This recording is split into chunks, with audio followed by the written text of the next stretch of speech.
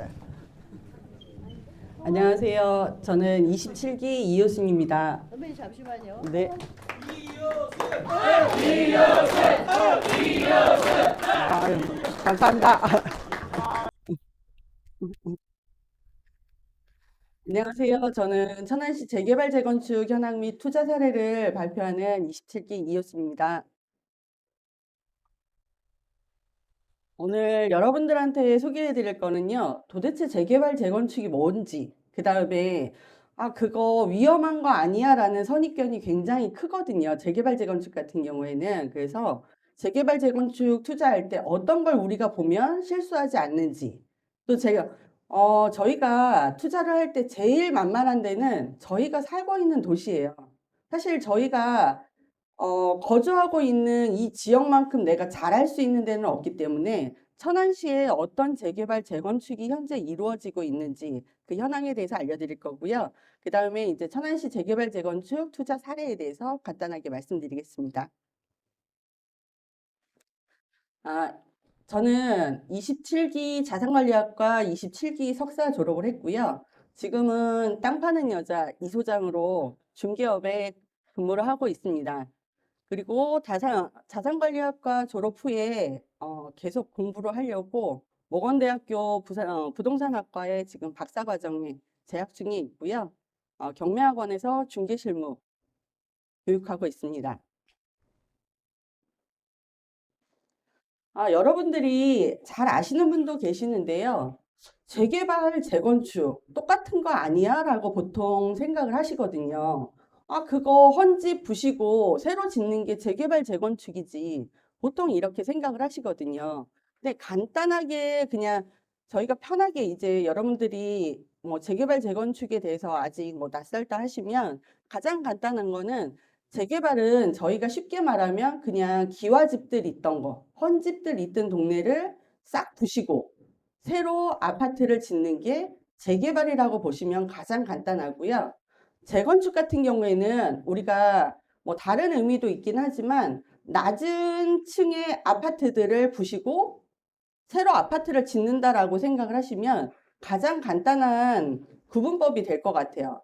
그러니까 재개발 같은 경우에는 지금 천안에서는 지금 천안역 필하우스가 재개발로 준공을 마친 아파트라고 보시면 되고요.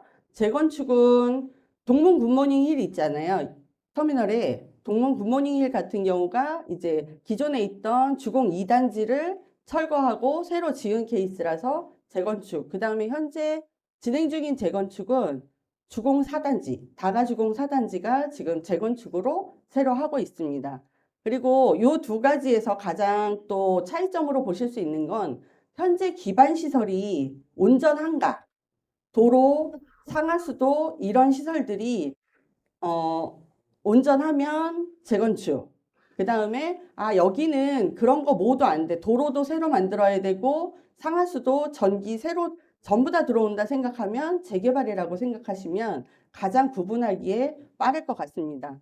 근데 천안에서 조금 특이한 재건축이 하나 있는데요.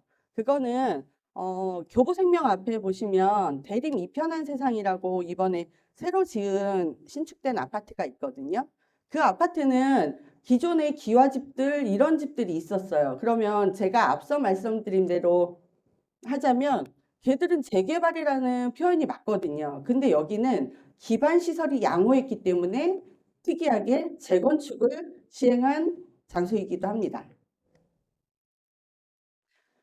저희가 이론만 가지고 살진 않잖아요. 사실 선생님들 여기에 오신 이유가 다 부동산에 투자에 관심 있고, 어떻게 하면 남들은 어떻게 해서 수익을 올렸지? 사실 그게 제일 큰 관심일 텐데요. 저희가 아직은 낯설 수 있는 재개발, 재건축에서 실수하지 않는 투자법으로는 제가 체크하셔야 되는 사항을 적어봤는데요.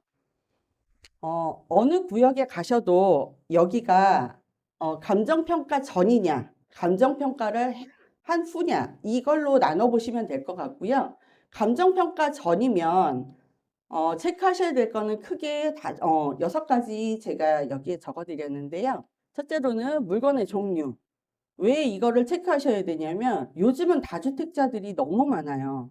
그러면 다주택자들이 돈은 있지만 제일 문제가 되는 게 종부세나 취득세 때문에 사실은 물건을 선택하는데 망설이는 경우가 있거든요.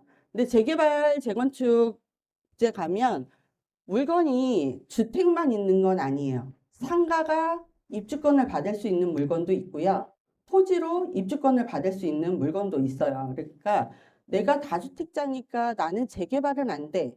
이거보다는 이 물건이 어떤 종류인가 먼저 체크를 하셔야 내가 살 수 있는지, 그 다음에 가능한지 아실 수 있고요.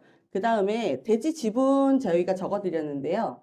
제가 단독주택을 사는 경우에는 별로 해당이 되지 않아요.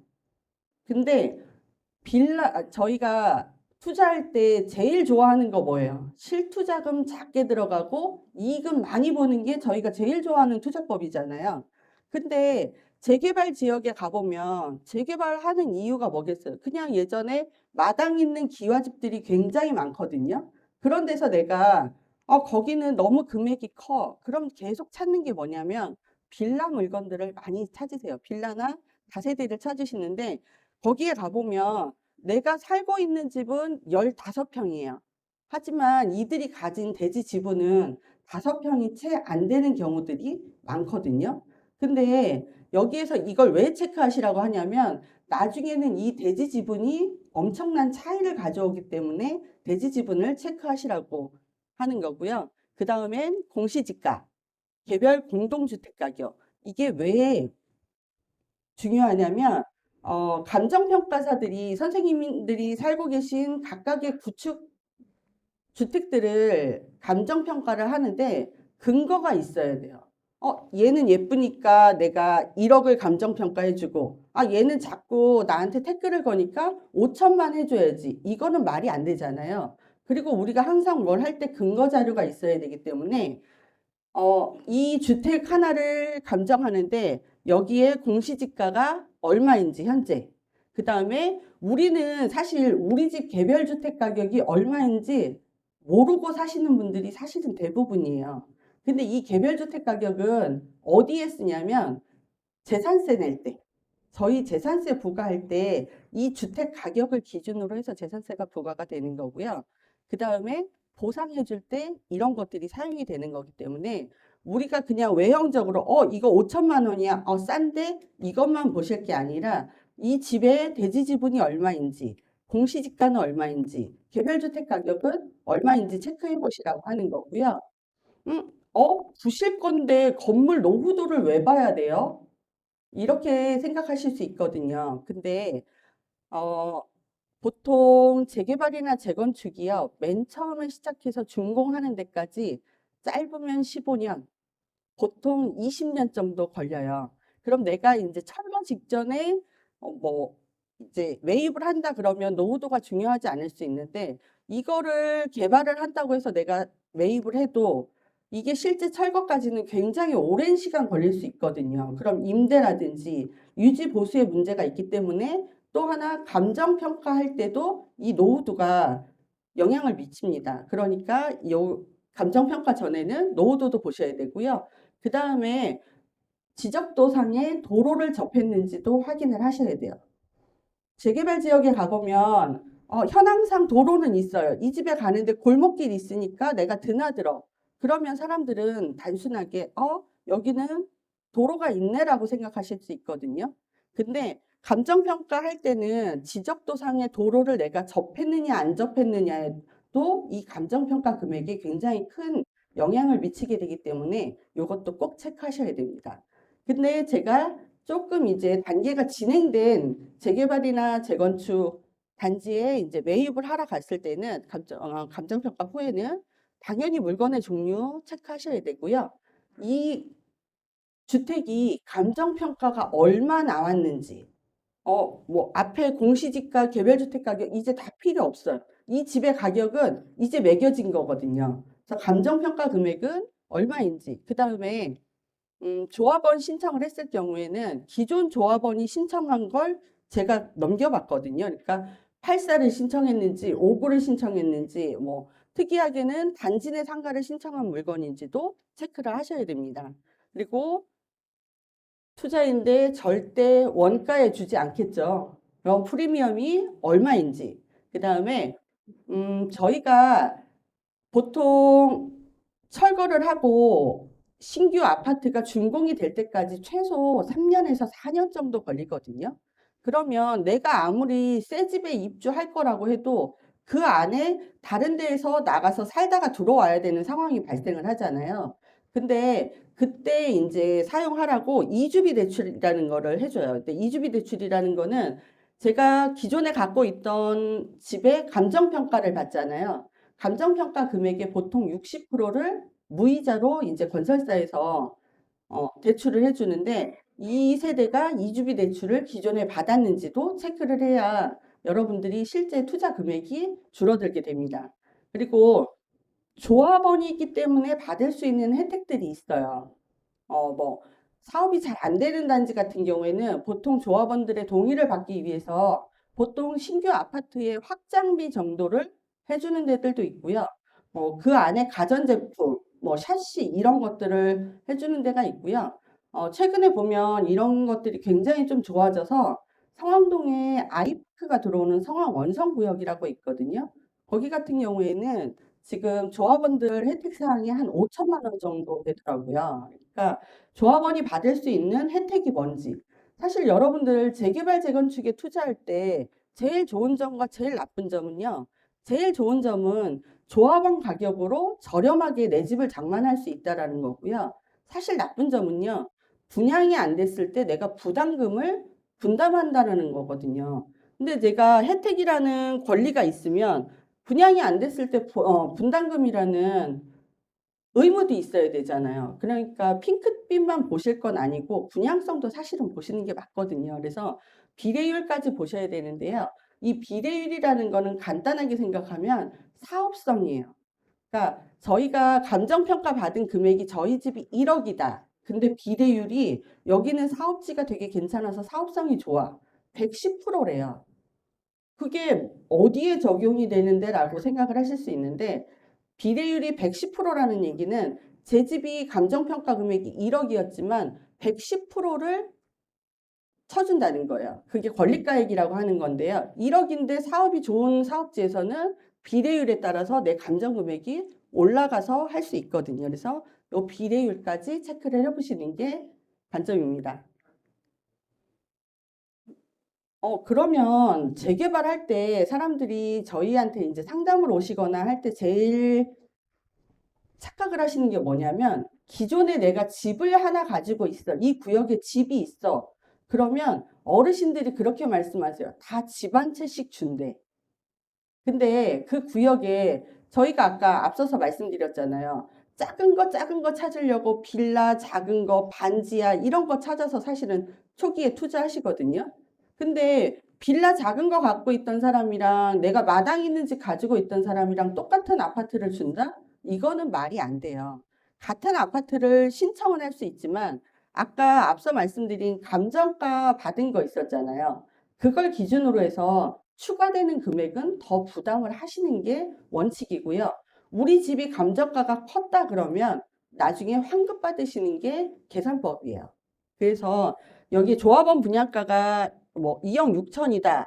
근데 내 집이 8천만 원이었어. 빌라였으니까 이런 경우가 가능하겠죠. 그러면 이분 같은 경우에는 1억 8천을 더 내셔야 입주가 가능한 거예요. 그 구역에 내가 토지나 주택을 가지고 있었다고 해서 무조건 집을 그냥 무상으로 주지는 않아요. 사실 일반인들이 이 재개발, 재건축이 좀 낯설기 때문에 제일 좀 착각하실 수 있는 부분들이 그런 부분이고요. 2억 6천에 내가 입주를 했어. 근데 이거 살 때 프리미엄을 만약에 1천만 원 줬다 그러면 여기에서 보시면 일반 분양가는 조합원 분양가보다는 높거든요. 조합원 분양가가 3억 4천이다 했을 때 이 주택 같은 경우에는 안전마진은 일단 7천 가지고 시작을 한다라고 보시면 되고요. 입주 후에 이제 뭐 시세가 오르면 이제 나머지 이익은 커지게 되겠죠. 그래서 재개발이나 재건축 투자하실 때 이 금액 계산하는 거는 대략 요 표 하나 정도만 알고 계시면 크게 실수하지 않으실 것 같습니다. 천안은 지금 재개발, 재건축들이 굉장히 활발한 편이에요. 그 전에는 굉장히 지지부진한 면들이 없지 않아 있었는데요. 2019년, 20년 이제 굉장히 호황기를 거치면서 재개발, 재건축이 갑자기 뜨거워지기 시작을 했어요. 예전에는 아, 저거 뭐 재개발 되겠어? 저거 맨날 조합장 잡혀가는 게 재개발 아니야? 이렇게 보통들 생각을 하셨는데요. 얘가 왜 뜨거워졌을까요? 청약이 안 됐기 때문에 재개발이 뜨거워진 거예요. 주택 시장이 뜨거워졌는데 재개발까지 뜨거워져? 왜 그렇지? 사람들이 청약을 그때는 불청약이었어요. 아무리 청약을 넣어도 계속 떨어지는 시기였어요. 그러면 재개발이라는 거는 시간 투자하는 투자법이에요. 내가 조금 기다리지만 안정적으로 내가 조합원이 되면 이 아파트를 동호수 받아서 들어는 갈 수가 있기 때문에 대신에 또 저렴하게 갈 수 있잖아요. 그랬기 때문에 천안의 재개발 재건축 붐이 불었던 거고요. 지금 천안 같은 경우에는 크게 천안역을 중심으로 해서 동남구랑 서북구랑 요 중심부 쪽에서 재개발 재건축이 굉장히 활발하게 이루어지고 있는데요. 이 이유는 여기가 원도심이었기 때문에 그래요. 이쪽 동남부 쪽으로 보면 천안시에서 택지 개발한 1호지였기 때문에 이 기간이 3, 40년이 지나고 나니까 이제 여기들이 재개발을 해야 되는 연한이 왔기 때문에 여기들이 이렇게 지금 활발하게 이루어지는 거고요. 지금 문성 원성구역이라고 해서 천안역 필하우스 들어온 데가 이제 제가 근무하고 있는 곳인데 여기도 재개발로 해서 20년 4월에 입주가 마쳤습니다. 그래서 그 전에 보면 사람들이 아, 그 재개발 뭐 집이나 올라갈 수 있겠어? 이거 매일 싸우잖아 하는 이미지들이 강했는데요. 지금 천안 같은 경우에는 주공 4단지가 재건축을 하고 있고요. 문성 원성구역이 지금 올라갔고요. 이제 준공까지 맞춰서 입주를 마쳤고요. 성황 원성구역이 지금 철거 마쳤어요. 그리고 문화구역도 지금 철거를 하고 있고요. 부창구역이라고 하시면 조금 낯선데 순창병원 옆에 이안 아파트 지금 거의 다 올라왔잖아요. 이제 건설사랑 문제가 좀 생기긴 했는데 이렇게 지금 활발하게 올라가고 있습니다. 그러면 이렇게 천안에 구역이 많다는데 내가 어디 구역을 가야 수익이 생기지라고 분명히 헷갈리실 수 있는데요.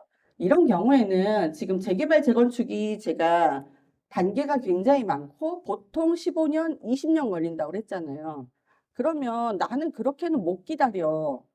그렇게 하시면 여기가 이제 초기 단계예요. 기본 계획을 수립해서 뭐 시공사를 선정하고 이제 쭉 이런 일련의 과정을 거치는데요. 이렇게 초기인 데는 사실은 시간이 많이 필요하거든요. 그러면 나는 기다리는 거 싫어. 프리미엄을 좀 주더라도 내 눈에 철거하는 것도 빨리빨리 보이고 일반 분양도 해서 나는 입주까지 얼른 했으면 좋겠어 하시는 분들 같은 경우에는 안정적인 수익이 날 수 있는 이 관리처분 인가가 나고 뭐 이주 철거가 되고 있는 이런 구역들을 보시면 그래도 이제 빠른 수익이나 입주가 가능하시다고 보시면 되고요. 여기 같은 경우에는 지금 아까 설명드렸듯이 문성 원성구역은 천안역 필하우스로 입주를 마쳤고요. 부창구역은 이안 아파트로 지금 거의 다 이제 완성이 돼가고 있고요. 원성구역은 아까 제가 특이한 재건축 사례라고 말씀드렸잖아요. 원성구역 같은 경우에는 지금 일부 조합원들이 입주를 마친 상태입니다. 주공 4단지는 이제 지금 한 20층 정도 올라간 걸로 제가 알고 있는데요. 한창 건축 중이니까 선생님들이 성향이 내가 급한지, 그 다음에 난 기다릴 수 있어. 난 프리미엄까지 주고 재개발을 사고 싶진 않아. 하시는 분들은 이쪽 초기에 들어가시면 되고요. 그거보다 나는 그냥 내 집, 이제 새 집 이사 가고 싶은데 좀 안정적으로 좀 괜찮은 데 가고 싶어 하시는 경우에는 이런 구역들을 보셔서 투자를 하시면 괜찮을 것 같습니다. 지금 제가 잘 가고 있는 구역들 이제 쭉 이렇게 적어봤는데요. 여기에서 선생님들이 체크하셔야 되는 거는 신축 세대수가 이제 뭐 큰지 작은지 그런 것들 보시는데 제일 중요한 거는 일반 분양 비율이 높아야 돼요. 기존에 있던 세대수가 200세대에 분양하는 세대가 만약에 1700세대다. 그러면 굉장히 좋은 분양률이거든요. 조합원이 작고 일반 분양이 많아야 수익이 많이 생기는 거기 때문에 이 비율이 높은 구역을 눈여겨보실 필요가 있는데요. 다른 데는 뭐 200 몇 프로인데 480, 800, 560 이런 데는 뭐야? 이렇게 생각하실 수 있는데요. 여기 같은 경우에는 상업지역이에요. 그러니까 우리가 보통 아파트는 28층 짓잖아요. 근데 상업지역에는 힐스테이트 같은데 동남구청에 힐스테이트 있죠. 거기가 49층 올라갈 수 있는 게 그 지역 용도 지역 때문에 그런 거거든요. 그래서 용도 지역하고 조합원 수를 파악을 하시면 여기는 사업성이 좋아, 안 좋아 이거를 일반인들도 금방 파악을 하실 수가 있어요. 투자 사례를 말씀드리면 지금 아까 대흥사구역 말씀드렸었잖아요. 대흥사구역은 천안역 앞에 지금 저희가 천안 분들은 아시는 온양나들이라고 하는 그 지역에 지금 만드는 건데요. 포스코 건설에서 한 3,000세대 정도 49층짜리 9동이 올라오는 사업이고요. 지금 여기 같은 경우에는 투자를 한 이유는 천안역에서 도보 5분 거리 초역세권입니다. 저희 천안 사람들은 역세권 그렇게 중요하게 생각하지 않는데요. 서울 경기 투자자들이 제일 체크하는 게 역세권이고요. 그 다음에 포스코 더샵이라는 일군 브랜드가 들어오고 초등학교를 가지고 있어요. 그럼 아파트에서 대단지에 초등학교를 가지고 있어. 이건 이미 바닥은 다져놓은 상태거든요. 2,900여 단지의 대단지고요. 주상복합, 그 다음에 낮은 조합원 분양가가 가장 큰 메리트였습니다. 그래서 초기에 이제 2020년도에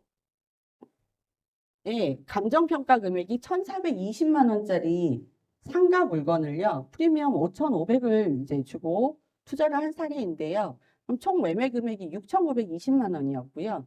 이게 불과 1년 조금 지나서 매매를 했을 때는 프리미엄이 이제 2억에 매매를 해서 2억 1,420에 매매를 한 사례입니다.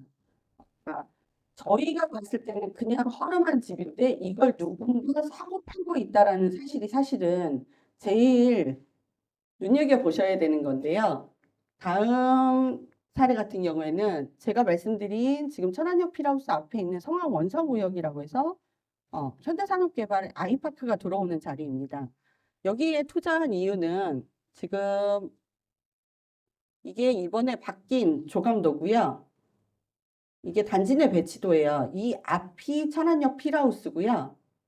그 다음에 여기 같은 경우에는 감정평가 9,800. 이거는 빌라 물건이에요. 그러니까 저희가 재개발에 가면 작은 물건 찾는다고 말씀드렸잖아요. 프리미엄 700일 때 총 매매 금액은 1억 500에 이제 매매를 한 사례고요. 2023년 8월에 1억 8,800에 이제 매도를 한 사례인데요. 여기를 투자한 이유는 주변에 학교가 8군데 있어요. 천안역 필하우스가 에듀시티라고 부르는 이유가 사실은 이거고요. 감정평가가 작은 물건이었고 1600세대 대단지가 들어오는데 여기 입지가 천안역도 터미널도 10분 안에 가능했기 때문에 이렇게 투자를 하게 되었던 거고요. 이런 수익률을 볼 수 있었습니다. 그리고 마지막으로는 이제 다가주공 4단지 재건축인데요. 여기 같은 경우에는 저희가 감정평가 9,800일 때 이제 그 단지에서는 제일 큰 금액을 매매를 한 거였었고요. 매매를 했던 이유가 제일 큰 이유가 있었어요. 여기는 프리미엄이 그 당시에는 없던 시절이었고요. 전체 분양 1225세대 중에서 저희가 제일 좋아하는 84 타입이 125세대밖에 없는데 이 세대는 조합원들만 분양이 되는 케이스였습니다. 그러면 제가 84가 이렇게 치열한데 84를 받으려면 감정평가가 제일 커야 우선순위가 있거든요. 그래서 그래도 그 단지에서 가장 높은 평형대로 투자를 했던 케이스고요. 또 하나는 신규 도시계획도로 개설이 예정돼 있어서 그걸 호재로 봤기 때문에 이제 투자를 한 사례고요. 매도 금액은 20년 11월에 1억 4,400 이렇게 해서 이제 투자를 마무리하게 된 사례입니다. 지금은 20층 정도 올라가고 있고요. 지금 조감도랑 단지 내 배치도입니다.